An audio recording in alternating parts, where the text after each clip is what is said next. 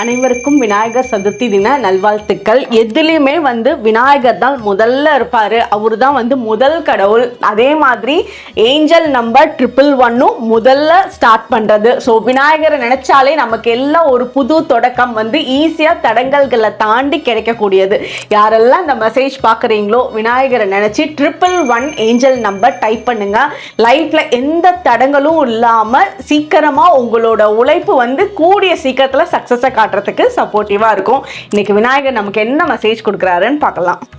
உங்களோட லைஃப்பில் உங்களால் பண்ண முடியுமான்னு நினச்சி நீங்களே சந்தேகப்பட்ட விஷயங்கள் பண்ணக்கூடிய வாய்ப்பு உங்களுக்கு உருவாக போகுது. அதில் நீங்கள் ரொம்ப பாசிட்டிவாக உங்களோட மைண்டை அதில் செலுத்த போகிறீங்க. அதே மாதிரி உங்களை சார்ந்தவங்க எதெல்லாம் உங்களை பண்ண வேண்டாம், செய்ய வேண்டாம், இது உனக்கு நடக்காது, கிடைக்காதுன்னு சொன்னவங்களே உங்களுக்கு சப்போர்ட்டாக இருக்கிறதுக்கு சான்சஸ் உருவாக போகுது.